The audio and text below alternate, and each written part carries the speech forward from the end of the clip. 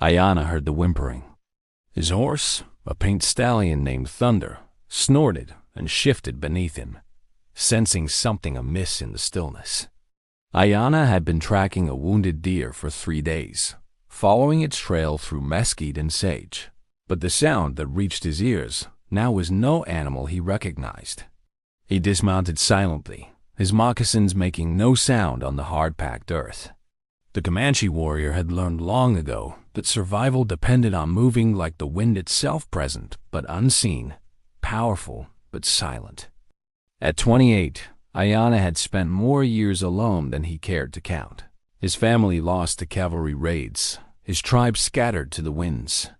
He lived now between two worlds, belonging fully to neither. The whimpering grew louder as he approached a ramshackle homestead, its wooden fence weathered gray by countless storms. What he saw there made his blood run cold and his heart race simultaneously.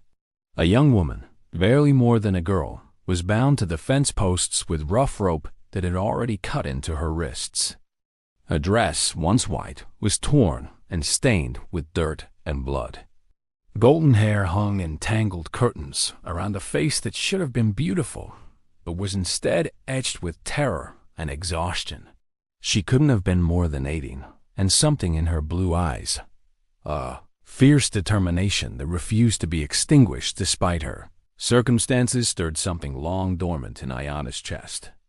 He had seen captives before, had witnessed the cruelty that men could inflict upon each other, but this felt different. This felt personal in a way that made his hands shake as he reached for his knife. "Please," she whispered when she saw him, her voice hoarse from crying out. "Please don't hurt me." Ayana paused, studying her face. He had learned English from traders and missionaries, though he rarely used it. His people had their own names for things, their own ways of understanding the world. But looking at this broken girl, he found himself reaching for words in her language, wanting to comfort her in sounds she would understand. "I will not hurt you," he said quietly, his accent thick but his meaning clear. "Who did this?" She tried to speak, but only managed a sob. Ayana worked quickly, cutting through the ropes with practiced efficiency.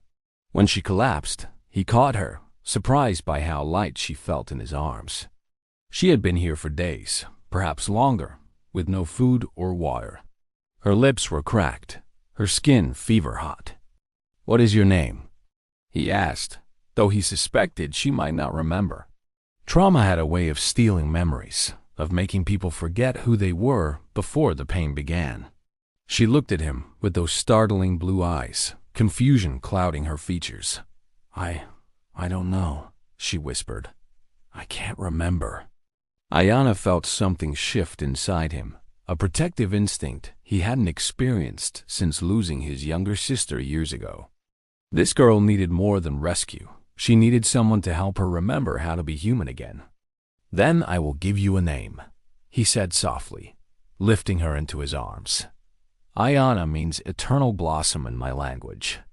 You will be sage-strong and enduring, like the plant that survives even the harshest winters." Ayana's camp was hidden in a canyon 3 miles from where he'd found her, a place where water flowed year-round, and the walls provided shelter from both storms and prying eyes. He had built a modest shelter there, nothing fancy but warm and dry.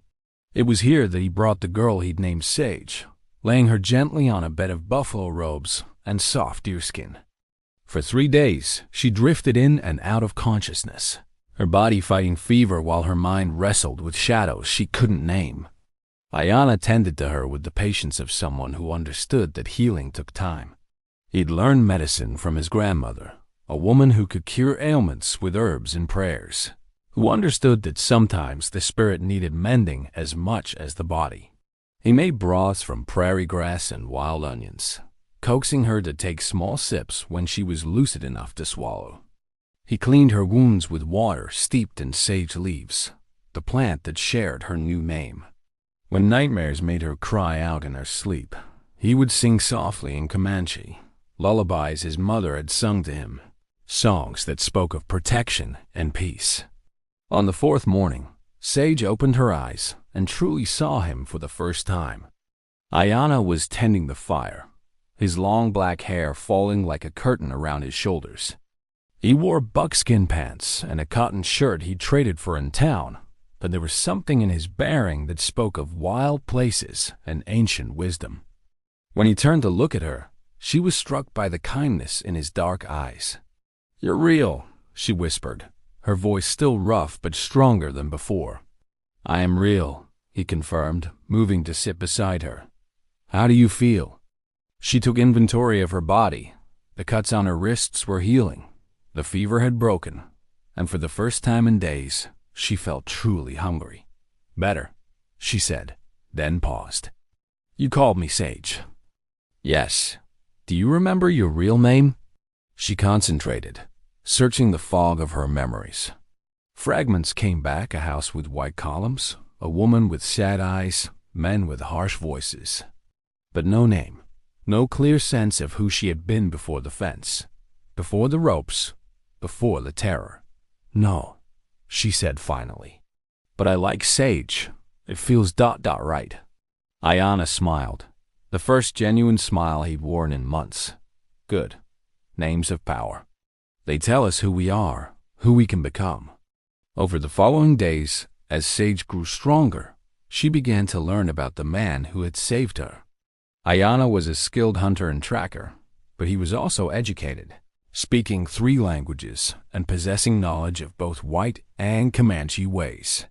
He had been traveling between worlds for years, never fully accepted by either, but finding ways to survive in both. "Why do you live alone?" Sage asked one evening as they sat by the fire. She had been with him for a week now, and though she was physically recovered, she showed no signs of wanting to leave. Where would she go? She had no memories of family, no place to call home. "It is easier," Ayana replied, but she could see the loneliness in his eyes. Less complicated. "Lonely, though." He looked at her across the flames, this girl who had appeared in his life like a gift from the spirits. "Yes," he admitted. "Very lonely." Sage nodded, understanding. She felt it too, the ache of being untethered, of having no one in the world who knew her name or cared whether she lived or died. Except now she did have someone. She had Ayana, and somehow that made all the difference. As summer deepened into the heart of July, Sage found herself settling into a rhythm she never could have imagined. Each morning, she would wake to the sound of Ayana preparing breakfast, usually rabbit or fish caught from the stream that ran through their canyon. He would teach her words in Comanche while she helped him with camp tasks, and in return, she would share fragments of memory that sometimes surfaced without warning. "I remember piano lessons," she told him one afternoon as they gathered wild berries. "A woman with gray hair who smelled like lavender. She would rap my knuckles with a ruler when I hit the wrong keys." Ayana smiled at the image. "Do you remember playing? The music?" Sage paused, her fingers moving unconsciously as if touching invisible keys. "Chopin," she said suddenly. "I love Chopin. The way the notes could be sad and beautiful at the same time." These glimpses into her past came like lightning, bright and illuminating. She remembered the rustle of silk dresses, the taste of sweet tea on summer afternoons, the sound of horses' hooves on cobblestones. But the people in these memories remained faceless, their names lost in the fog of trauma.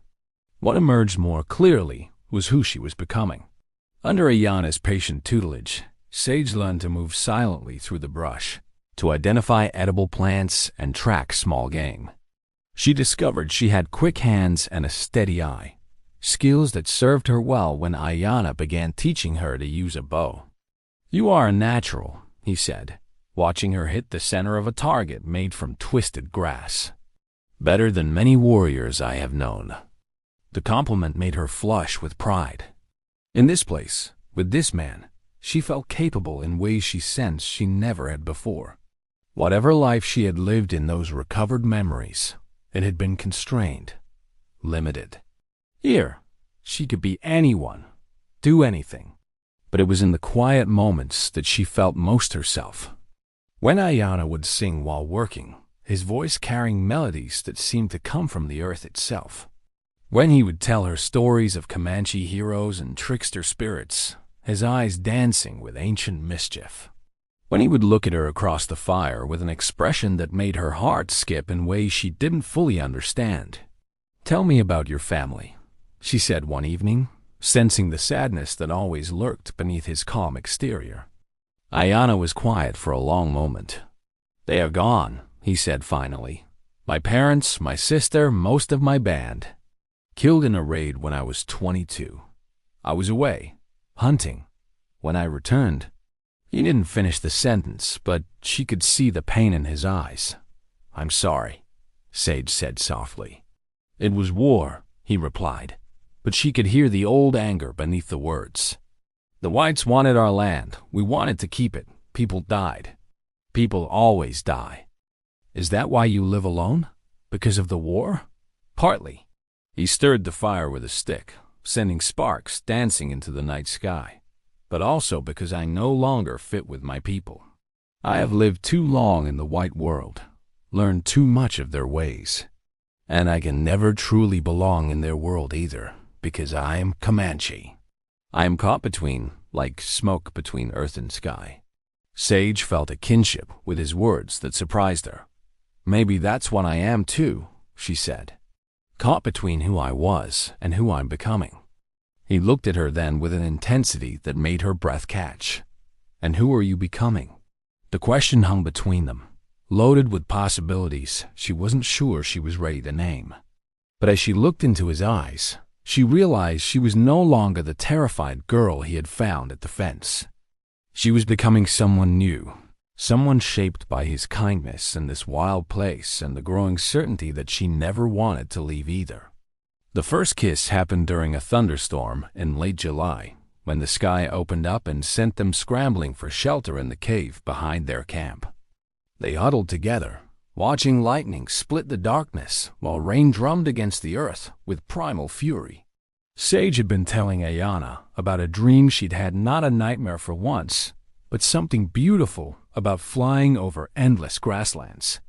"In the dream, I wasn't afraid," she said, her voice barely audible over the storm. "I felt free." "You are free," Ayana replied, his arm tightening around her shoulders. "You can go anywhere, be anyone you choose." "What if I choose to stay here, with you?" The question surprised them both. It had been building between them for weeks, this awareness that grew stronger with each shared meal, each quiet conversation, each moment when their eyes met across the fire. But speaking it aloud made it real, dangerous, full of implications neither was sure they were ready to face. "Sage," he said quietly, "you don't know what you're saying." "Don't I?" She turned in his arms, studying his face in the flickering firelight. "You saved me, Ayana. Not just from the fence, but from forgetting who I could be. You gave me a name, a place to belong. You made me feel human again." "That is not the same as love," he said, but his voice lacked conviction. "Isn't it?" she asked, reaching up to touch his face. "Then what is this feeling I have when you sing? What is this ache when you leave to hunt, and I fear you won't come back? What is this certainty that I would rather die than lose you?" Before he could answer, she kissed him, her lips soft and determined against his. For a moment, he held himself rigid, fighting the desire that had been building in him for weeks. Then something broke inside him, and he pulled her closer, kissing her with a hunger that surprised them both. When they finally broke apart, both were breathing hard. "This is dangerous," he whispered against her hair. "Everything worthwhile is dangerous," she replied, and he could hear the truth of it in her voice. That night, as the storm raged outside, they made love for the first time on the soft buffalo robes that had been her sickbed and were now their sanctuary. It was tender and fierce by turns, a claiming and a surrender, a recognition that they belonged to each other in ways that transcended the differences between their worlds. Afterward, as they lay entwined, Sage traced patterns on Ayana's chest with her fingertips. I remember something, she said softly. What? A man, older, with cold eyes. He said I was going to be his wife whether I wanted to or not. I said no, and she shuddered. He had men tie me to that fence. Said I could think about my answer until I came to my senses. Ayana's arms tightened around her. He will never touch you again. I know, she said, pressing a kiss to his shoulder. Because I'm not that powerless girl anymore. I'm Sage. I'm yours. And I am yours, he replied, sealing the promise with a kiss that tasted of rain and wild honey and the possibility of forever. August brought visitors to their hidden canyon, and with them, the reminder that their sanctuary couldn't remain secret forever. Ayana spotted the dust cloud first, 3 riders approaching from the east. His face went grim as he recognized the lead rider, a cavalry officer named Captain Morrison, a man who had made hunting rogue Indians his personal crusade. Stay hidden, he told Sage, but she could see the fear in his eyes. Not for himself, but for her. If Morrison found them together, it would mean death for Ayana and a fate worse than death for her. Sage watched from the cave entrance as the soldiers entered their camp. Morrison was a tall man with a graying beard and eyes like winter ice. He dismounted with the casual arrogance of someone accustomed to having others bend to his will. Well, well, Morrison said, looking around the camp. The famous Ayana. I've been looking for you? I have done nothing wrong, Ayana replied, his voice carefully neutral. Haven't you? Morrison smiled, but there was no warmth in it. A white girl has gone missing. 18 years old, blonde hair, blue eyes. Last seen in the area where you've been spotted.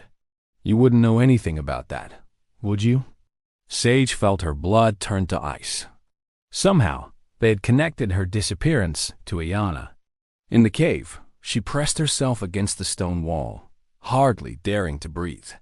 I know nothing of missing white girls, Ayana said. Of course you don't. Morrison walked around him in a slow circle, like a predator sizing up prey. But you see, I have a witness. A rancher named Bartholomew Crane. He says you took something that belongs to him. The name hit Sage like a physical blow. Bartholomew Crane, she could see his face now, cold and calculating. The man who had decided she would be his wife regardless of her wishes. The man who had ordered her tied to that fence. I have taken nothing, Ayana said steadily. Haven't you? Morrison stopped directly in front of him. Crane says his intended bride was stolen by a savage. Says he'll pay good money to get her back, and even better money to see you hang for taking her. This man lies. Maybe, but lies from a white man carry more weight than truth from a Comanche. Morrison's smile was sharp as a blade. I'll make you a deal, though. You tell me where the girl is, and I'll make sure your death is quick. Keep lying to me, and I'll make sure it takes days. Sage watched in horror as Morrison's men moved to flank Ayana. She had to do something, but what? She was one person against 3 armed soldiers. Then she remembered the bow Ayana had taught her to use, the arrows he'd helped her craft. Maybe she couldn't save him, but she could try. I need 3 days, Ayana said suddenly. To consider your offer, Morrison laughed. You think this is a negotiation? Boy, you're in no position to make demands. 3 days, Ayana repeated. Give me 3 days, and I will tell you what you want to know. The captain studied him for a long moment. You know what? I like you. You've got spine, even if you are a savage. 3 days. But if you try to run, I'll hunt you down like a dog. After the soldiers left, Sage emerged from the cave, her face pale but determined. We have to leave tonight. No, Ayana said, and she could see the resignation in his eyes. Running will only make things worse. He'll hunt us down, and when he catches us, he'll kill us both. Then what do we do? He looked at her with an expression that broke her heart. You go back to Crane. Tell him I kidnapped you, held you against your will. It's the only way to save your life. Never, she said fiercely. I won't go back to that man. I'd rather die." "You don't understand," Ayana said, grasping her shoulders. "If Morrison finds us together, he'll hang me and give you to Crane anyway. At least this way, one of us survives." But Sage was already shaking her head. "No, we'll find another way. We have to." That night, as Ayana slept fitfully beside her, Sage stared at the stars and made a decision that would change everything. She had been helpless once, tied to a fence and waiting for someone else to determine her fate. Never again. She rose carefully, not wanting to wake him, and went to where their weapons were stored. The bow felt familiar in her hands now, like an extension of herself. She selected her best arrows, the ones with the straightest shafts and sharpest points. Then she dressed in the buckskin clothes Ayana had made for her, clothes that would let her move silently through the darkness. She left him a note written in charcoal on a piece of birch bark. "A caged bird that escapes doesn't return to its cage. It finds a way to destroy it. Wait for me." The soldiers had made camp 5 miles away, confident that Ayana wouldn't run. They were wrong about that. He wouldn't run, but Sage would do something far more dangerous.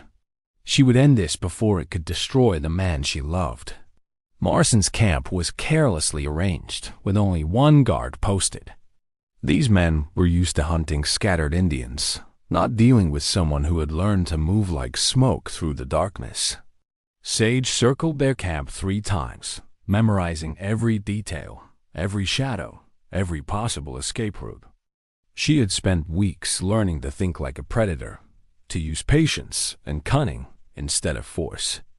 Now, she would put those lessons to use. Captain Morrison lay in his bedroll near the dying fire, his rifle within easy reach. Even in sleep, he looked arrogant, secure in his power and position. Sage moved closer, arrow nocked and ready, until she was close enough to see the gray whiskers on his chin. "Captain Morrison," she whispered, just loud enough to wake him. His eyes opened, and for a moment, confusion clouded his features. Then he saw her, the missing girl, the one he'd been hired to find, standing over him with a bow drawn and aimed at his heart. "You move, you shout, you do anything but listen, and you're dead," she said quietly. "Do you understand me?" He nodded slowly, his hand moving almost imperceptibly toward his gun. "I wouldn't," she advised. "I can put an arrow through your eye before you can even touch that rifle. And after what you've put me through, I'd enjoy it." Morrison's hand stopped moving. "You're Elizabeth Crane," he said, "Bartholomew's intended bride." "I'm Sage," she corrected, "and I'm nobody's intended anything. I'm here to make you an offer." "What kind of offer?" "The kind that keeps you alive. You're going to ride back to Crane and tell him you found me dead. Killed by Apaches, torn apart by wolves. I don't care what story you tell. But you're going to convince him that I'm gone forever." Morrison's eyes narrowed. "And in return?" "In return, I don't kill you right now. I don't tell your superiors about the bribes you've been taking from ranchers like Crane. I don't mention the Apache children you sold to Mexican slavers last winter." The captain's face went pale. "You can't prove any of that." "Maybe not. But I know where you buried the bodies. I know about the silver hidden in your saddlebags. I know about the woman in San Antonio who thinks she's your only wife." Sage smiled coldly. "Ayana isn't the only one who can track, Captain. I've been watching you for hours." It was a bluff, but a good one. Morrison's guilty conscience filled in the details she couldn't possibly know. "What about the savage?" he asked. "What about him?" "He came looking for a kidnapped white girl. I'm telling you she's dead. Case closed." Morrison was quiet for a long moment, weighing his options. Finally, he nodded. "I'll need proof. Something to show Crane." Sage had anticipated this. She pulled out a locket she'd found in the ruins of the homestead where she'd been tied to the fence. It was tarnished silver with a photograph of a young woman inside. Not her, but close enough to pass in a quick glance. "This will have to do," she said, dropping it beside his bedroll. "Now swear it." Swear on your mother's grave that you'll tell Crane I'm dead." "I swear," Morrison said, and she could hear the defeat in his voice. "Good, because if I ever see you again, if you ever come looking for Ayana, if you ever so much as think about bothering us, I'll kill you, and it won't be quick." She melted back into the darkness as silently as she had come, leaving Morrison to wonder if he'd been visited by a ghost or a very dangerous woman. Ayana woke to find her gone and nearly went mad with worry. He tracked her to Morrison's camp, arriving just as the soldiers were breaking camp in obvious haste. The captain's face was pale and drawn, and his hands shook as he mounted his horse. "Your woman," Morrison said when he saw Ayana. "She's formidable. What did you do to her?" Ayana demanded, his hand moving to his knife. "Nothing. She did it to me." Morrison gathered his reins with unsteady hands. "As far as I'm concerned, Elizabeth Crane is dead.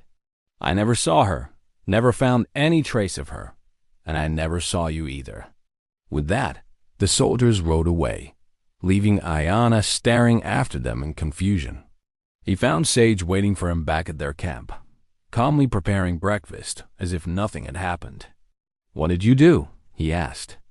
"What needed to be done?" she replied, not looking up from the fire.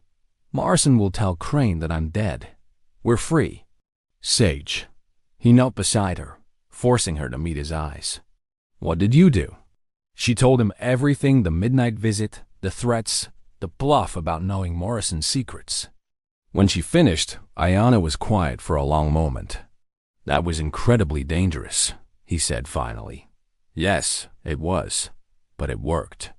You could have been killed. So could you, and I wasn't going to let that happen." She reached up to touch his face. "Don't you understand? I'm not the helpless girl you found at that fence anymore. I'm someone who fights for what she loves." Over the next few days, they waited tensely for Morrison to return, for soldiers to surround their camp, for their fragile peace to shatter, but no one came. The canyon remained quiet, except for the wind and the stream and the sound of their own voices. A week later, they saw smoke rising from the direction of Crane's ranch.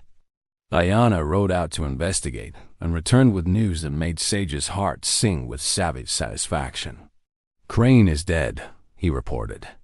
"Killed by his own foreman in a dispute over money. The ranch is abandoned. The land sold to pay his debts." "Good," Sage said fiercely. "Good." That night, as they lay under the stars, Ayana turned to her with a serious expression. "We should talk about the future," he said. "About what we want, where we want to go." "I know what I want," she replied. "I want to be with you. I want to build a life that's ours, not dictated by other people's rules or expectations. It won't be easy. We're not just from different worlds. We're from worlds at war with each other. Then we'll make our own world," she said simply. "We'll find a place where we can be ourselves, where we can be happy." He kissed her then, deeply and thoroughly, and she could taste the promise in it. Whatever came next, they would face it together. In September, they left the canyon that had been their sanctuary and began traveling west, toward the territories where the rules of both their worlds held less sway. They moved carefully, avoiding towns and settlements, living off the land and sleeping under the stars. Sage had never felt more alive. The months with Ayana had changed her in ways she was still discovering. She could track deer through thick brush, start a fire in the rain, and shoot a rabbit at 50 paces. More importantly, she had found a strength inside herself that she never knew existed. They encountered other travelers on the trail: traders and settlers, soldiers and drifters. To these strangers, they were simply a half-breed man and his Mexican wife, a story that raised fewer questions than the truth. Sage had learned to braid her hair in the style of the senoritas and could speak enough Spanish to maintain the deception when necessary. But it was when they were alone that she felt most herself. In the evenings, when they would sit by their fire and Ayana would tell her stories of his people, she felt connected to something larger than herself. He taught her about the spirits that lived in the wind and the water, about the sacred nature of all living things, about the importance of balance and harmony. In my people's way, he told her one night as they camped beside a stream, marriage is not just about two people. It's about two spirits choosing to walk the same path, to share the same dreams. Are we married? She asked, though she already knew the answer in her heart. We are bound, he said, taking her hand. By choice, by love, by the promises we've made to each other. If that is not marriage, then I don't know what is. They had been traveling for 3 weeks when they encountered the wagon train. It was a small group, 5 families heading for California, led by a grizzled trail boss named McCready. One of the families, the Johnsons, had a sick child, and their supply of medicine was running low. My wife knows herb lore, Ayanna told McCready, indicating Sage. She might be able to help. Sage spent the afternoon gathering plants she had learned to identify, brewing teas and poultices that would ease the child's fever. As she worked, she found herself talking to the women of the wagon train, sharing stories and advice. It felt good to be useful, to be part of a community again. You're welcome to travel with us, McCready told them that evening. We could use a scout, and your wife's doctoring skills would be a blessing. Ayanna looked at Sage, leaving the decision to her. She thought about it carefully. The safety of numbers, the company of other women, the comfort of sleeping in a wagon instead of on the ground. But she also thought about the questions that would inevitably come, the scrutiny, the need to constantly maintain their deception. Thank you, she said finally, but we have our own path to follow. That night, as they made camp away from the wagon train, Ayanna asked, do you regret it? Choosing this life? Never, she said firmly. I regret the circumstances that brought us together, but I don't regret finding you. I don't regret becoming who I am now. And who are you now? She considered the question seriously. I'm a woman who knows what she wants. I'm a survivor. I'm someone who isn't afraid to fight for what she loves. I'm your wife, your partner, your equal. She smiled. I'm Sage. By October, they had reached the Colorado Territory, a land of mountains and valleys where the rules of civilization grew thin and people were more concerned with survival than with propriety. They settled in a valley beside a clear-running stream, where the hunting was good and the winters were mild enough to endure. Ayanna built them a cabin with his own hands, using timber from the surrounding forest and stones from the creek bed. It was modest but solid, with a large stone fireplace and windows that looked out on the mountains. Sage helped with the construction, learning to notch logs and chink walls, discovering that she had a talent for making their shelter into a home. They weren't completely alone in the valley. A few other families had settled there, outcasts and misfits who had their own reasons for seeking the frontier. There was Johann, a German immigrant who had fled his homeland after a duel, and his wife Greta, who asked no questions about anyone's past. There was Thomas, a former slave who had fought for the Union and now just wanted to be left alone to farm his land in peace. These people accepted Ayanna and Sage without question, partly because they needed each other to survive, and partly because they recognized kindred spirits, people who had chosen to live by their own rules rather than society's expectations. As winter approached, Sage realized she was pregnant. She had suspected for weeks, but hadn't been sure until the morning sickness began and her courses stopped. The news filled her with a mixture of joy and terror-joy at the thought of bearing Ayanna's child. Terror at the responsibility of bringing new life into their uncertain world. Are you happy? She asked him when she told him, searching his face for any sign of regret or fear. Happy? He pulled her into his arms, spinning her around until she laughed. I am beyond happy. I am blessed. They spent the winter months preparing for the baby's arrival. Ayanna carved a cradle from sweet-smelling cedar, while Sage sewed tiny clothes from the soft doeskin he provided. In the evenings, they would sit by the fire, his hand on her growing belly, feeling the child move within her. What will we name him? Ayanna asked one night. Him? Sage raised an eyebrow. What makes you so sure it's a boy? Because he kicks like a warrior, he said, then grew serious. What if it's a girl? What if she faces the same prejudices we faced? Then we'll teach her to be strong, Sage said firmly. We'll teach her to know her own worth, to fight for what she believes in. We'll teach her that she can be anything she wants to be. The baby came in early spring, during a fierce thunderstorm that shook the cabin walls. Greta assisted with the birth, her experienced hands guiding the child safely into the world. It was a girl, as Sage had somehow known it would be, with her mother's blue eyes and her father's dark hair. What will you call her? Greta asked, placing the baby in Sage's arms. Sage looked down at her daughter, this perfect little person who represented everything she and Ayajan had fought for. Luna, she said softly, for the moon that watched over us when we had nowhere else to turn. Ayana touched the baby's tiny hand with one finger, his expression filled with wonder. Luna, he repeated, our moon child.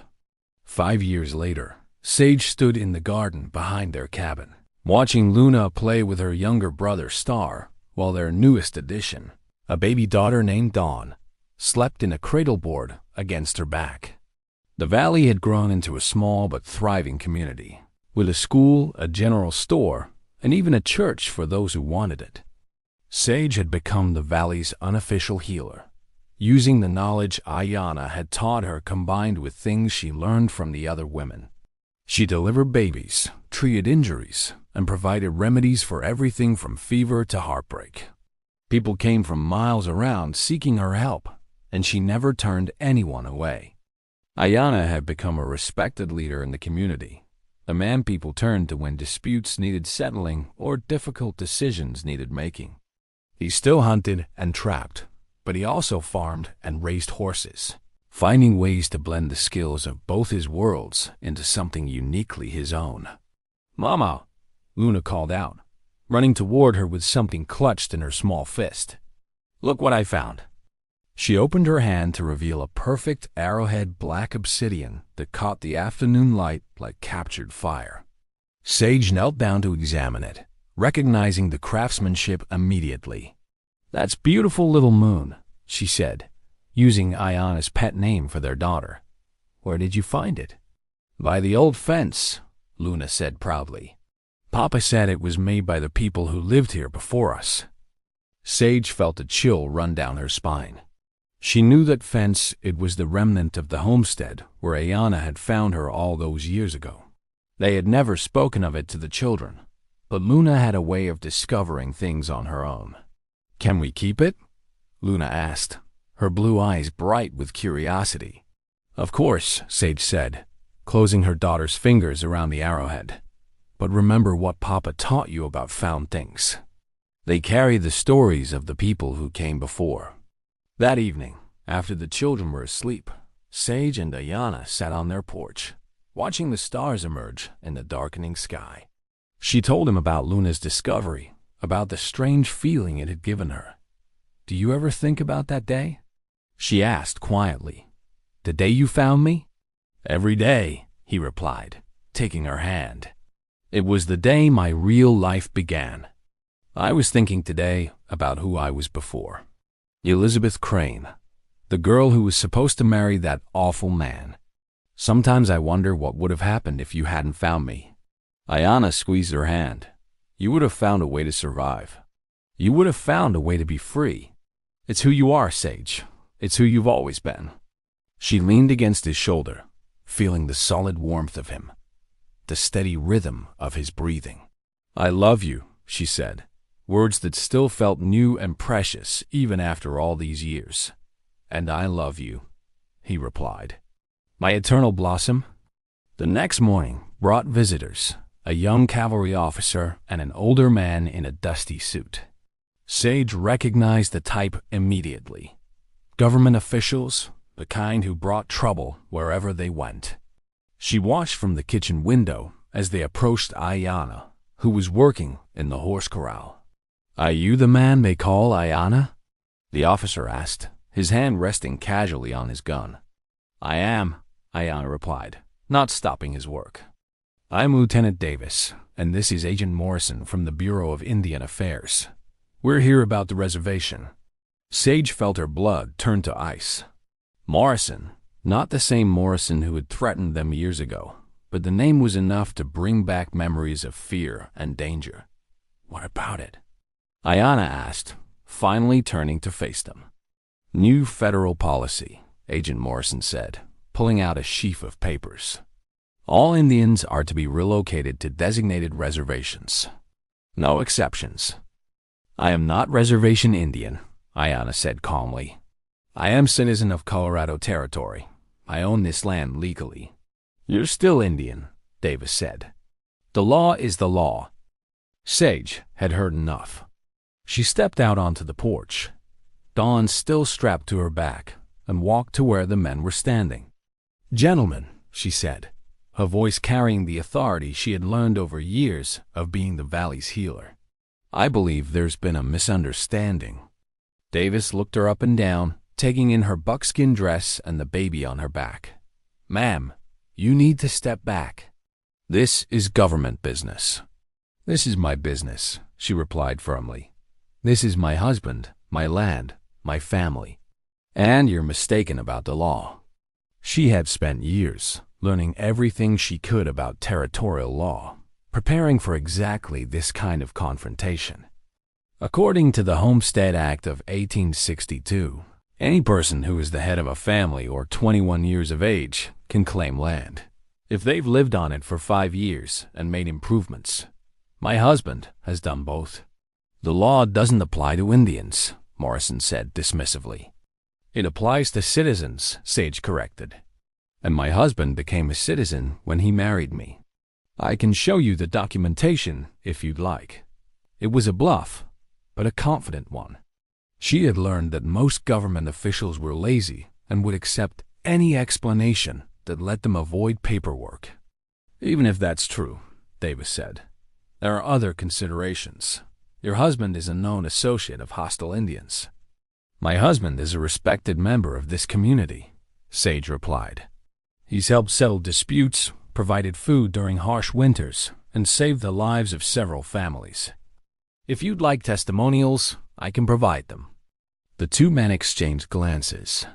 They had expected to intimidate a lone Indian, not face an articulate woman who knew the law and had a community behind her. "We'll need to verify your claims," Morrison said finally. "Of course," Sage said graciously. "Johann Mueller is our territorial representative. He has all the documentation you'll need. His office is in Colorado Springs." After the men left, Ayanna pulled Sage into his arms.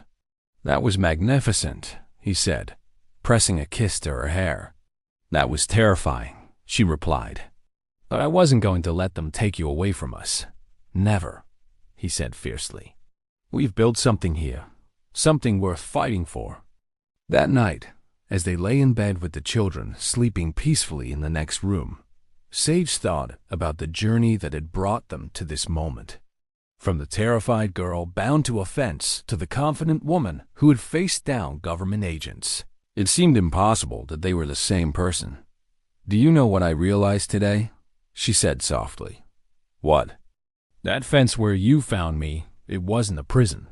It was a doorway, a place where one life ended and another began." "And what kind of life is this?" he asked, though she could hear the smile in his voice. "The kind worth living," she said. "The kind worth fighting for. The kind that proves love can conquer anything, even the hatred between worlds." Years passed.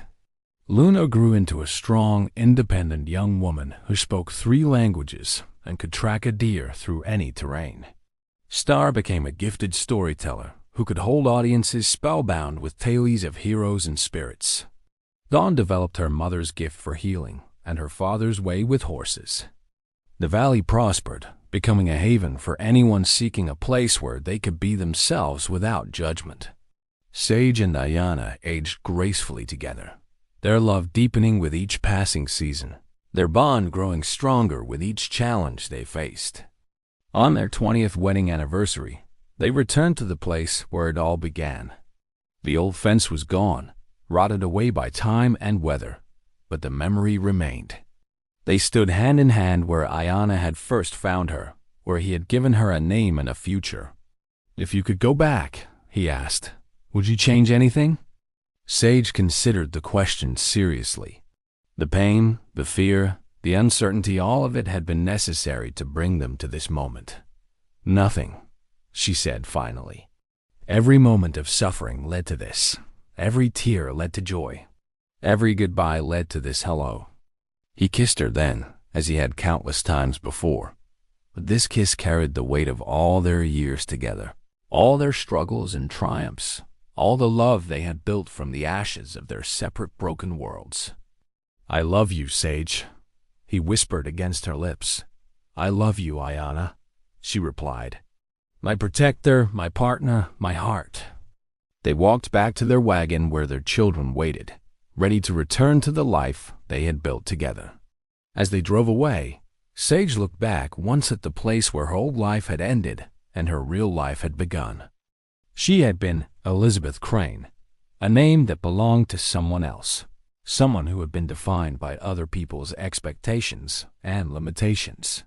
But she had become Sage, a woman who had chosen her own path, her own love, her own destiny. The lonely Comanche had found more than just a girl bound to a fence. He had found his soulmate, his equal, his other half. And together, they had created something beautiful, a love that transcended the boundaries of race and culture, a family that honored both their heritages, a legacy that would endure long after they were gone. As the sun set behind the mountains, painting the sky in shades of gold and crimson, Sage knew that their story was complete.